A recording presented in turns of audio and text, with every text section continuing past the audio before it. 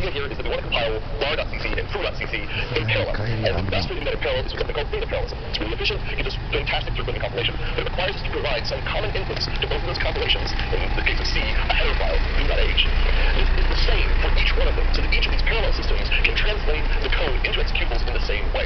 And that's really the fundamental issue with separate compilation. These inputs to the compilation have to match exactly. Otherwise, a definition in one may not match a definition in the other, and you don't have that one definition, you have two conflicting ones. Okay? And so, like, if you look at this example here, right, there is no way to put both of these things together in the same program, right? There's no way that is good ever actually satisfies the constraints, because A cannot be both 17 and 42. Like, it's legit, it's going to almost certainly produce a binary. It's going to do something, but who knows what? It will resolve one official with one computers. Some kind of supervision. So common ODR violations, ODR violations that we see programs run into again and again, look like things like inconsistent overload sets for a particular overloaded function you're calling or operator that you're using. The code isn't reading anymore. If you use one of your files after you change the header, the program may leak. It may even start to run, but you're not going to get the results with just like stuff. We even see this more commonly with inconsistent pictures of compiler flags or build settings between two different files. As soon as you do that, this one definition isn't the same. The inputs in these data parallel compilations aren't the same. And when we have these different inputs, there's no way for us to tell the compiler to tell you you made a mistake, because that would defeat the idea of data parallel compilation. This whole idea of separate compilation is that the two compilations don't communicate in any way.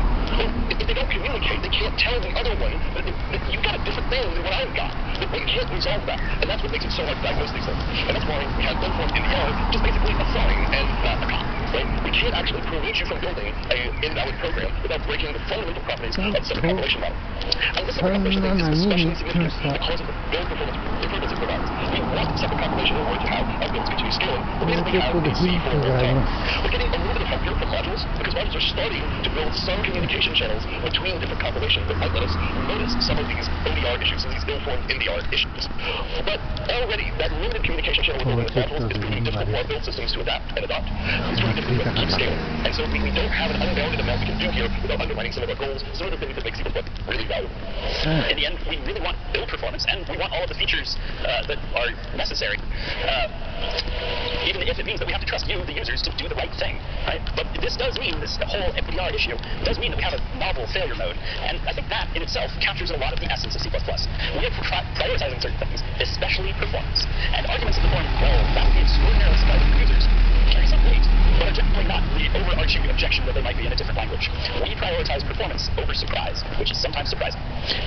Because this is, like I keep saying, a very novel failure mode. And that reinforces for me that this is a different sort of tool than other languages, and that we really need to find somewhere to put some warning stickers, or maybe get big public talks. So when we're talking about legacy from C, we mentioned this ODR issue and some of the build system and separate compilation issues. We will talk about macros. Yeah, macros are kind of the favorite go-to of everyone here. But let's get over macros. We've had a bunch of talks at CPPCon in the past about macros and some of the problems they cause. Let's talk about the ABI.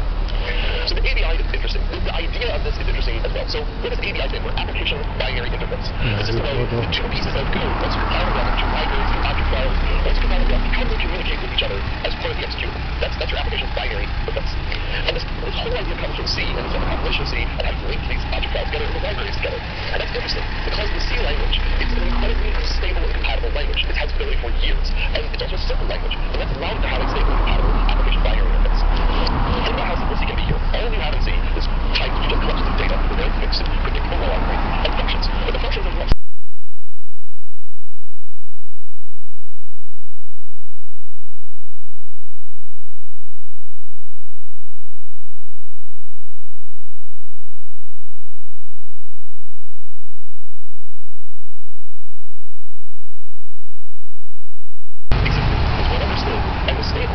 change. And that expectation is also something that we're inheriting into C++. But C++ is a very different language, and I think that makes all of this much more challenging.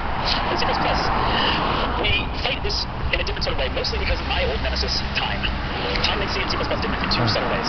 C promises to be stable and prioritizes that above all else very explicitly. Compatibility is the overriding guiding principle for C. Done properly will always have backwards compatibility. It's a lot easier to promise that, after all, when you're not promising a new programming paradigm every few years. Another way in which time impacts this is the difficulty when linking together libraries that are built at different times, possibly with different releases of the compiler or the toolchain. Right? Keeping the ABI stable there faces even more time-based complexity and challenges.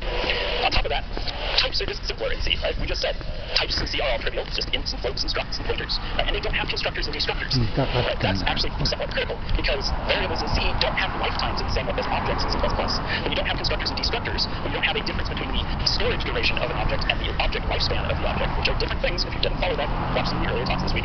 C.J. Johnson did a nice one on that. But when you don't have constructors and destructors, just reinterpreting the bit pattern of a piece of memory to be some other type isn't the same sort of language level no-no that it is in C++. Right? It might not be entirely portable, but you can't really break the world or break object indifference.